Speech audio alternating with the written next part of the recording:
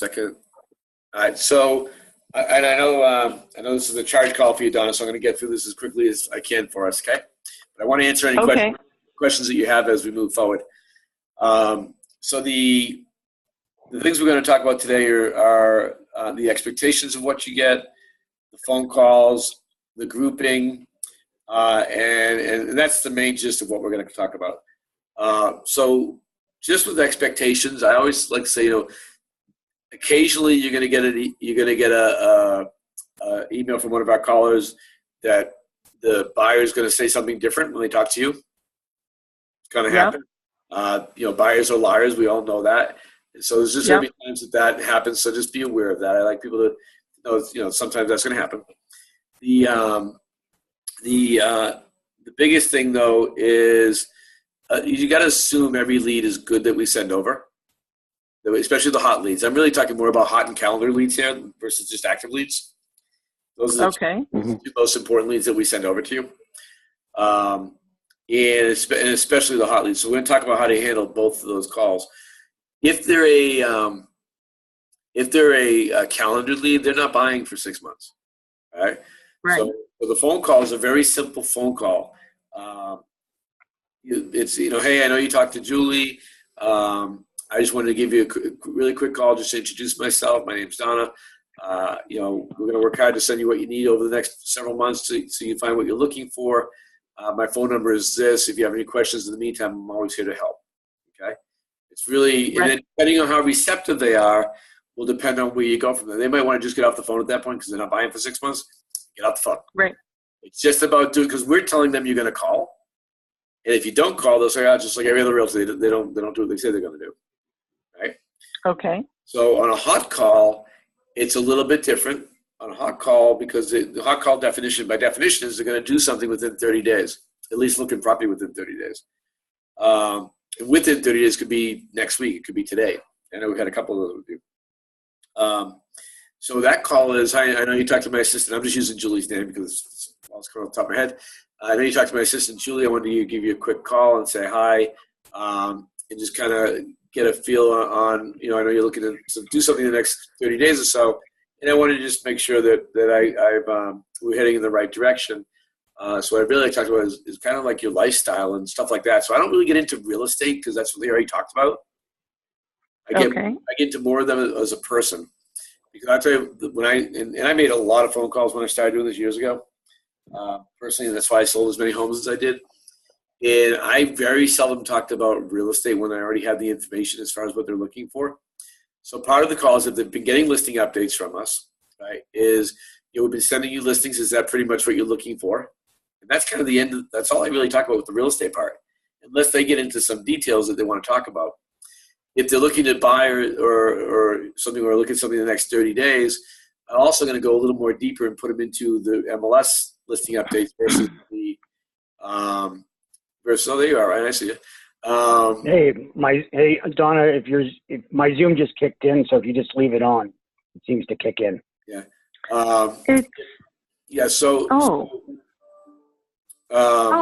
It looks like maybe mine is too. So should I just hang up on this phone call? Just wait until you get on. Yeah, I don't see you there yet. When you come on, we'll see your face. And then we'll know. Yeah, I see his face, but I can't hear him on the computer, so that's why I'm staying on the phone. Yeah. Okay. Yeah, and so, and the other thing to think about on the first phone calls, and this is a really important issue, is especially if they're not buying right away, don't even discuss financing if they're not buying for 6 months. It's not even a conversation you should have because they don't want to talk to you about financing. Keep in mind that the only purpose for the phone call is to build rapport. That's it. There's no other purpose. When they're not buying for 6 months, there's nothing you can tell them that's going to change anything. You just want to build rapport. And then we'll take over from there. We just want them to hear your voice because I was telling Ryan before we got on the phone that if a lead registers on 5 websites, which they do, and 3 people call them and 2 are realtors and 1's just us, they're going to work with one of the realtors. They're not going to work with you. Mm-hmm. So if you call and it's just about introducing yourself and saying hi, and we'll continue sending you listings. If you need anything, just let me know. blah, blah, blah, then that's going to give them direction on what the process is going to be. And it's literally a 30-second minute phone call. It doesn't have to be very dragged out.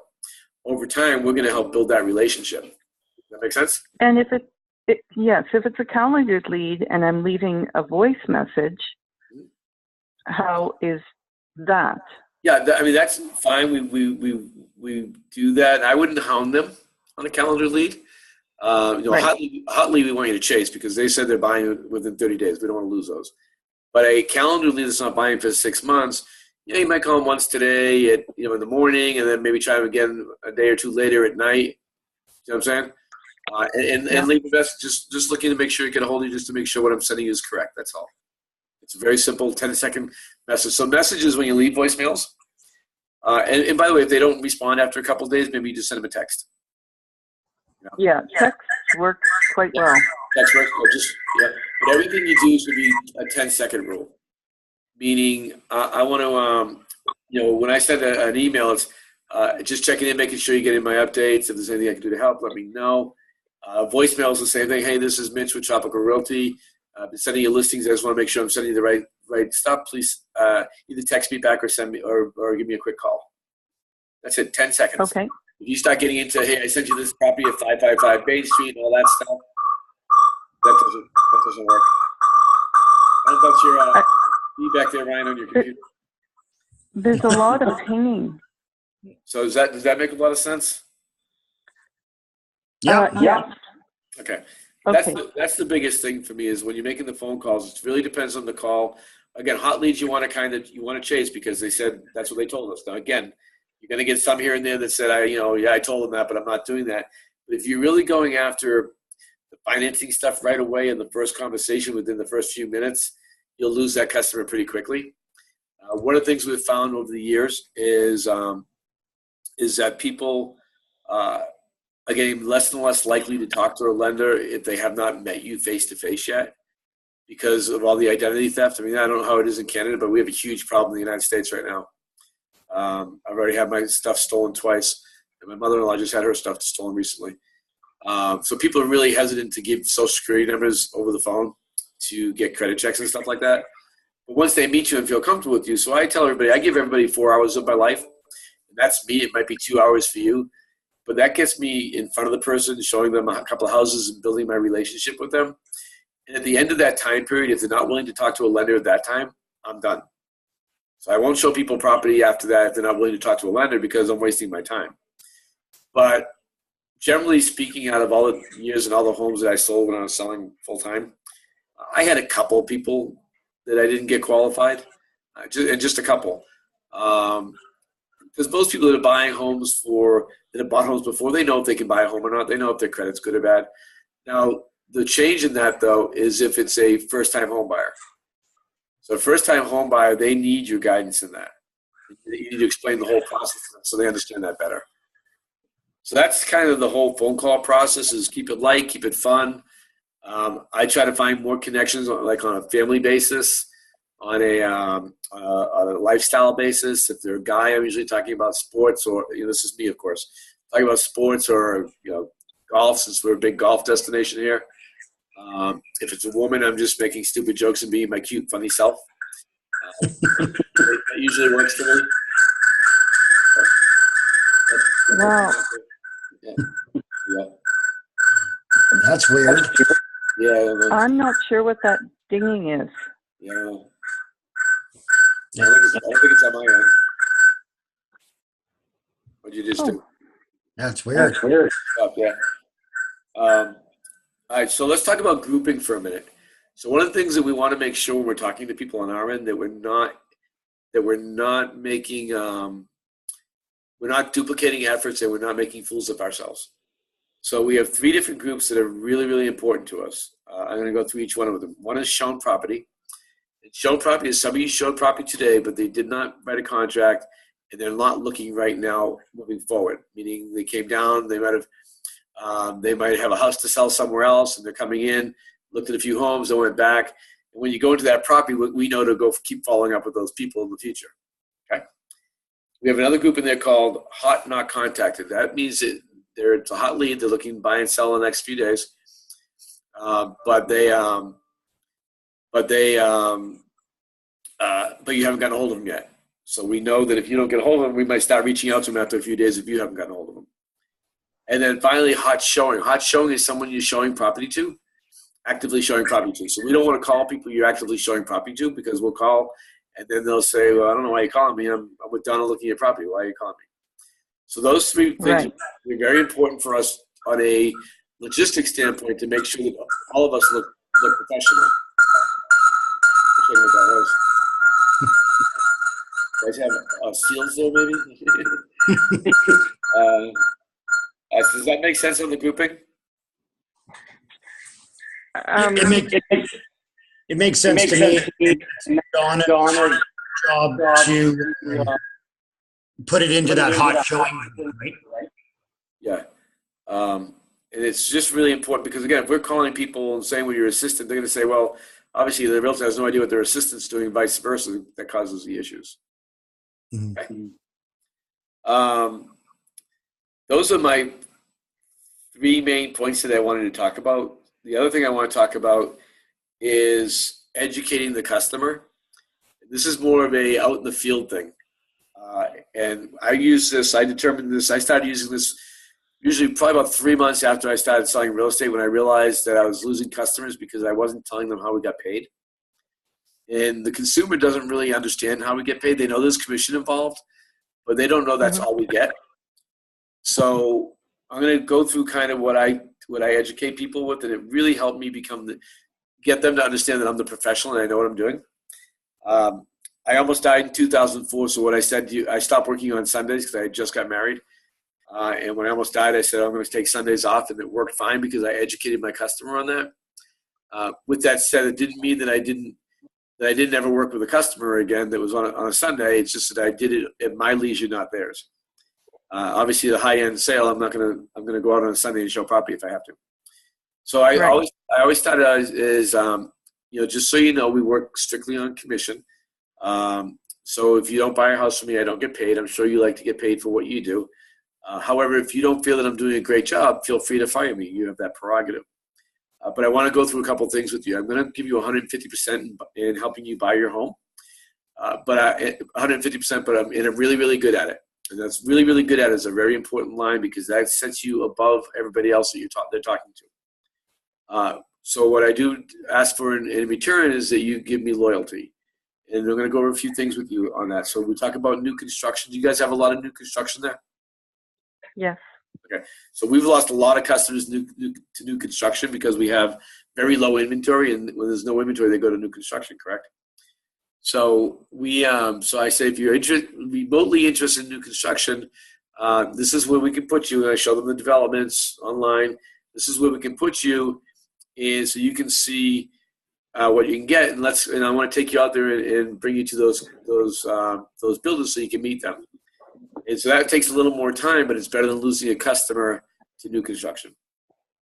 On top of that, you might see it for sale by owner. So if you see it for sale by owner, please send me their phone number and the address, and I'll call them for you and set up the appointment. One of the problems you have with for sale by owners is they don't know how to disclose or how to sell their home legally. They just do it because they're going to save commission, but they'll almost always work with a buyer's agent.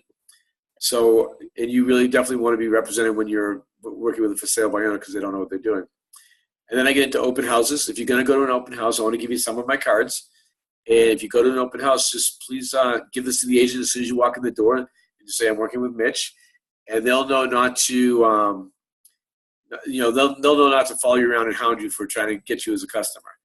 And then I finally talk about listing signs. I say you'll drive by and you'll see signs on the road. Don't call the listing agent because the listing agent's job is just to sell you that house. Whereas my job is to help you find the right house and help you buy a house. It's a big difference in motivation. So if you call me, I'll be able to make sure to set up an appointment for us to get in there and see that house. That's done amazing things for me over the years. I still sell a couple houses here and there. It's the first conversation I have with everybody that I meet with because two things happen. One, I become the professional. And two, I set the terms of the entire way we're going to work. Does that all make sense? Absolutely. That does. Yeah, it works. It works amazing.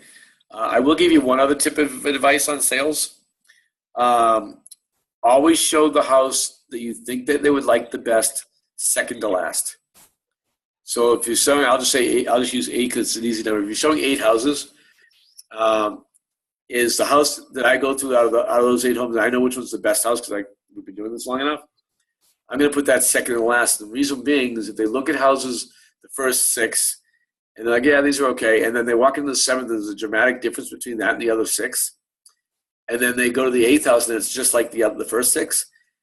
The line that I use, and it's my only salesy thing I say when I've been doing real estate, is we've looked at a lot of houses. That last one really seemed to pop out. Would you like to go take another look? So one of the flaws and I get an 80% contract rate at that. I've written a contract 80% of the times when I've done that. And the reason why I think a lot of people miss out on sales is because they don't ask for the sale. So you still have to ask for the sale, and I think a lot of realtors are afraid to do that because realtors aren't necessarily salespeople when they started up, and I've been in sales my whole life, so I know, if I don't ask, you don't get. I've had realtors say, I've had realtors saying to customers, well, why don't you go home and think about it for a little bit? And that's just not the right thing to say, but you don't have to be pushy. We looked at a bunch of homes today. Did any of those stand out that you'd like to make an offer on? That's simple. Yeah. So it's little salesy things. It's little sales things, not salesy things, that you need to still utilize because we are still in sales, and our income depends on sales. And if we don't have sales, we get nothing, right? So there's just a couple of tips. Educating the buyer is huge. The best house, second to last. Especially, I call it 2-day sales cycle with every customer I do, and I still do 1 or 2 buyers a year. Again, I don't try to do a lot of buyers anymore. Just because I don't have time because the ISA company takes about 60 hours a week of my time. But if I'm doing a 2-day sales cycle, I'm going to do somewhere between 6 and 8 homes a day. 8 is a 4-hour day. And during that time, the first day is kind of finding out what they really want. Even though they've already sent me their criteria, we've got homes, but they're not really the best homes because they didn't really know what they wanted until they actually looked at homes because there's usually a difference. And then that second day is taking everything I learned from that first day and finding that best house and making that house second to last. All right? Yeah, I like the second to last thing. I've always done it to the last house, the one, but I like your idea of, kind of, you get them all excited and then they kind of, get deflated on the last one. And then they're like, and then the second to last one does stand out. I do like that. Yeah. It makes a big difference because they when they walk in that house, they forget how bad the other ones were.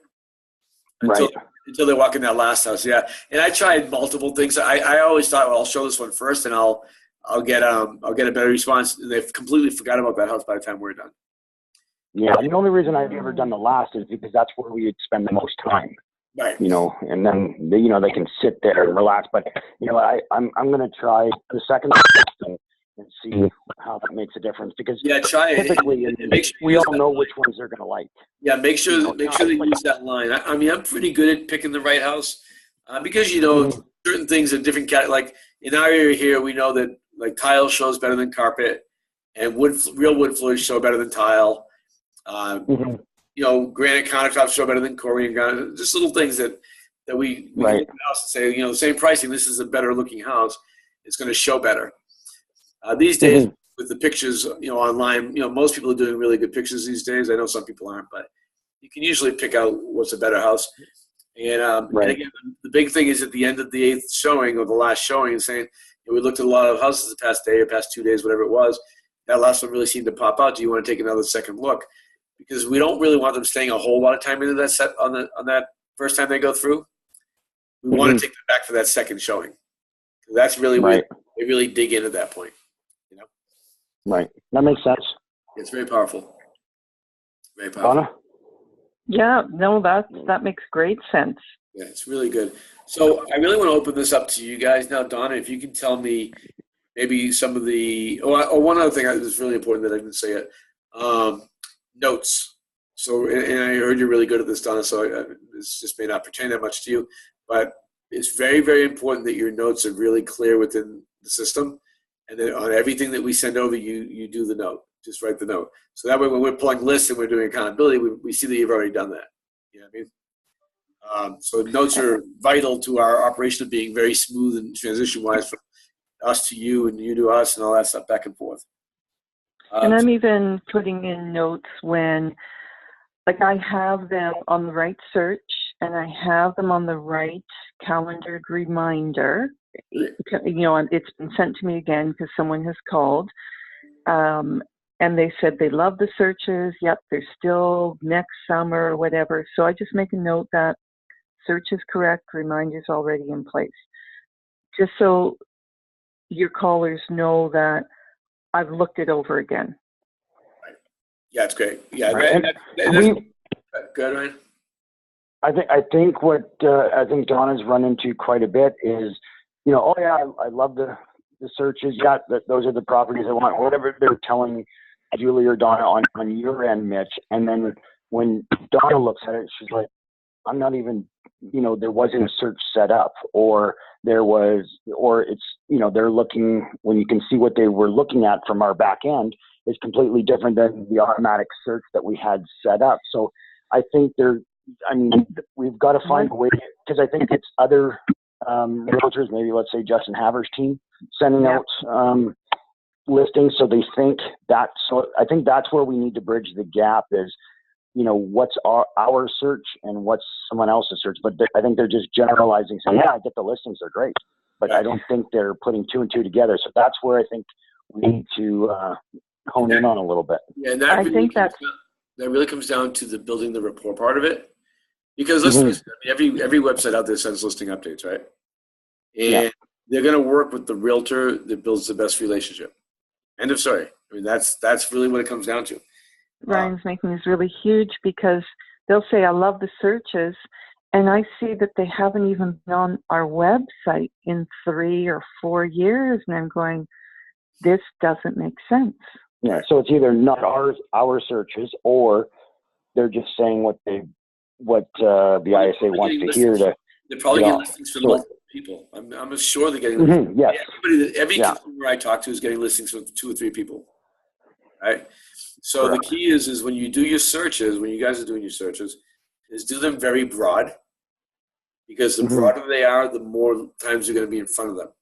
So if you do a search, only 5 houses match, right? You're not going to show up in front of them once every couple of weeks. But if you do a search that's got 30, 25, 35 matches, you're going to be up. You got your searches set to daily, I'm sure.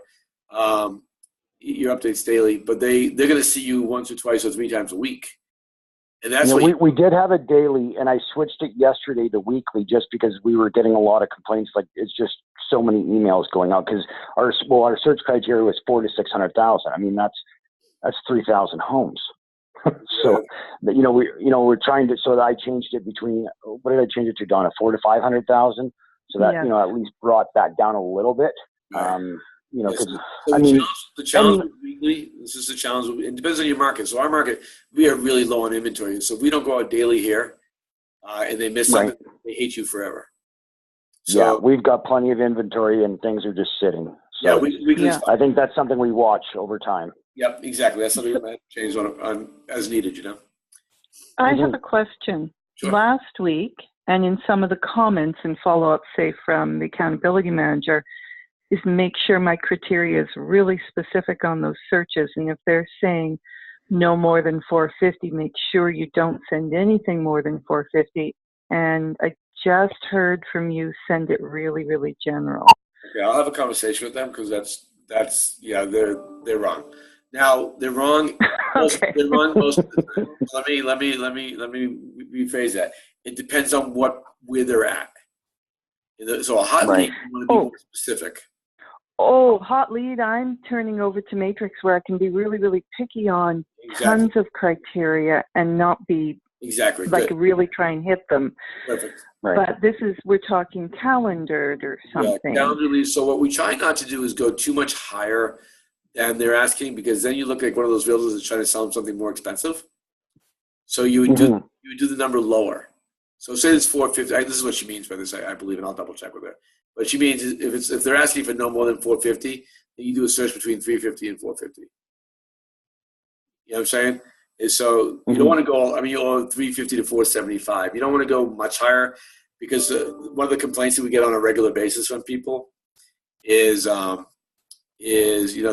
just trying to sell me a house more expensive than I wanted to pay.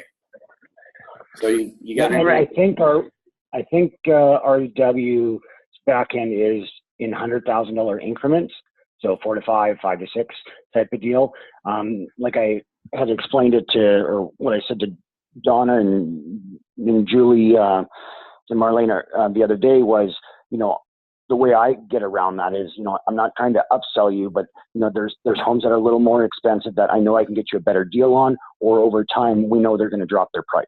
So I just want to keep that one in the mix. And as long as you have that conversation with them, so they get what you're doing, they're totally fine with that. And I do that all the time, by the way, when I'm working with the customers that I work with on the buyer side. I always tell them, I'm not giving you more I'm not going higher to sell you a higher price home. I'm giving you higher because I don't want you to miss something.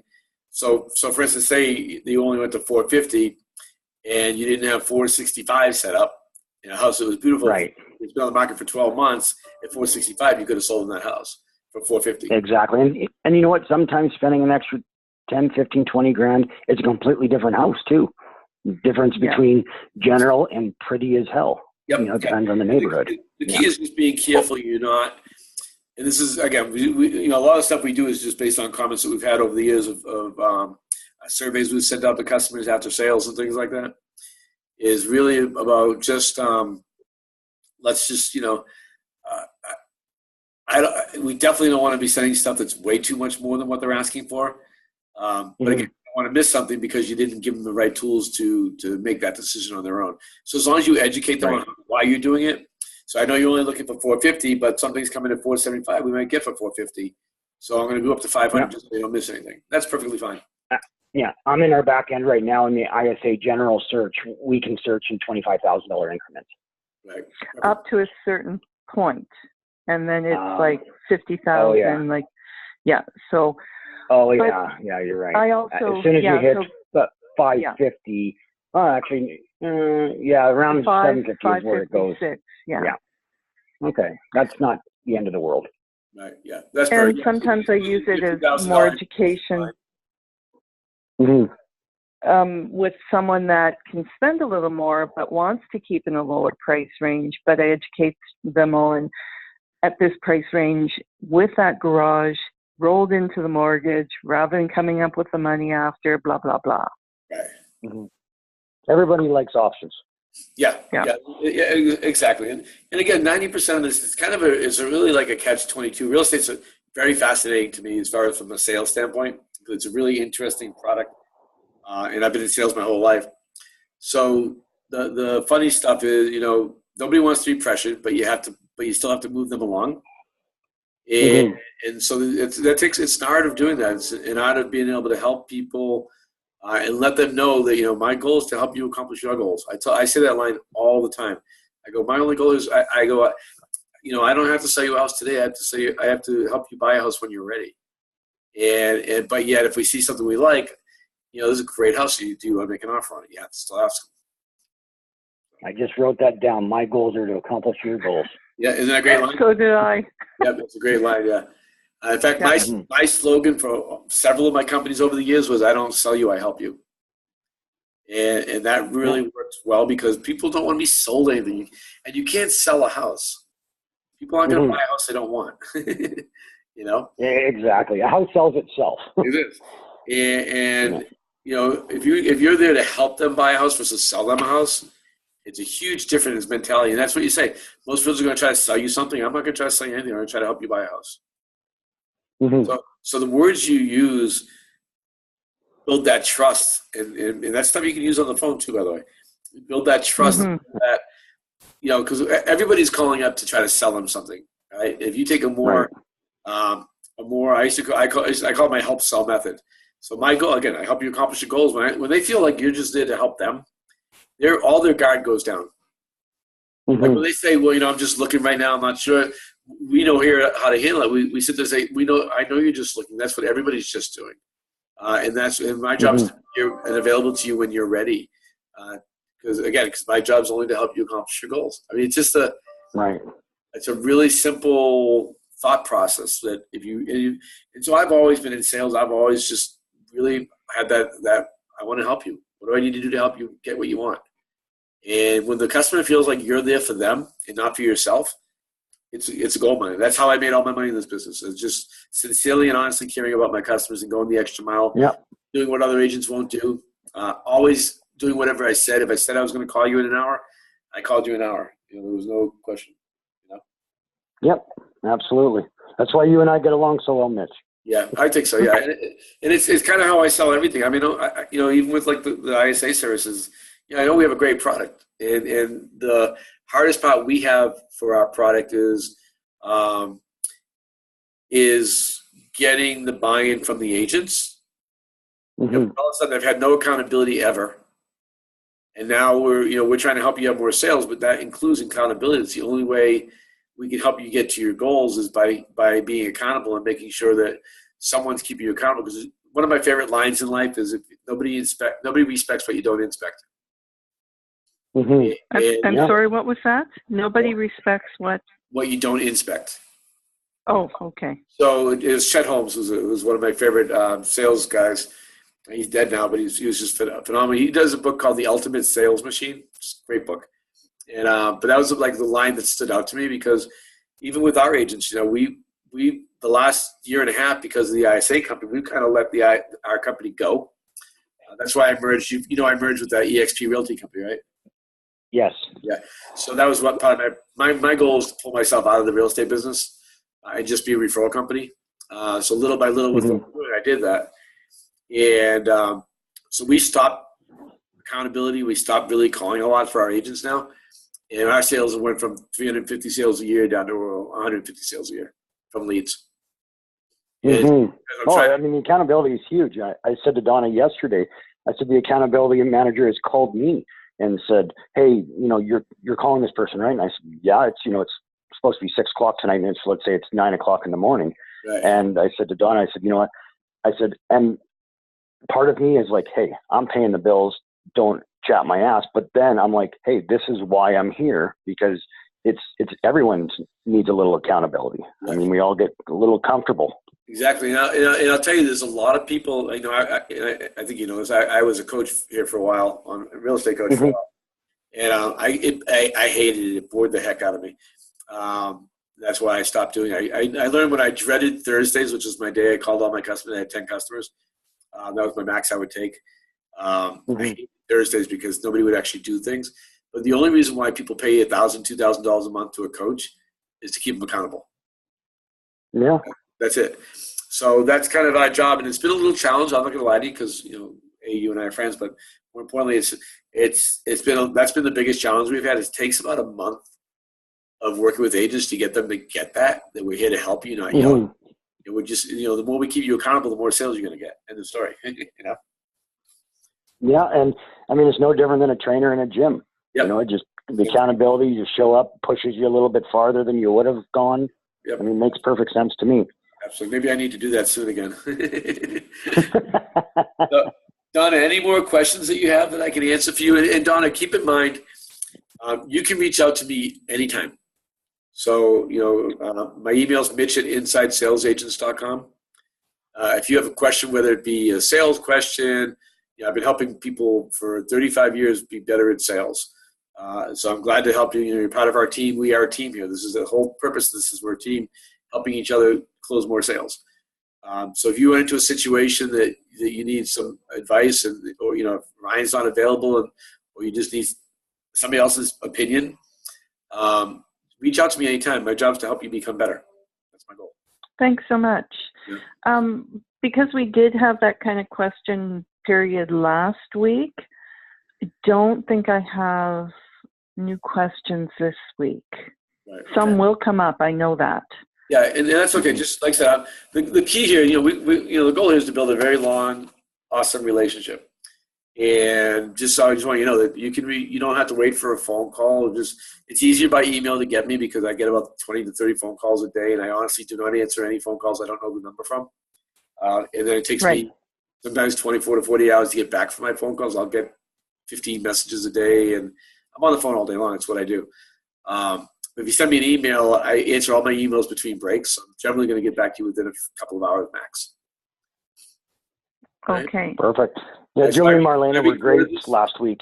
So What's that? that Julie and Marlena were great on the phone last week and answered a lot of Donna's questions, and we Yeah. clarified a lot of stuff, so which was good.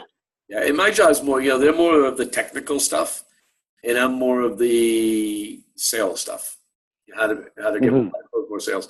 I recorded this, Ryan, so once I get it downloaded onto YouTube, I'll send you a link so you guys will have it, so you can go back and listen to it again if you have any questions. And then, awesome. Anything you guys need, I'm always here for you, okay?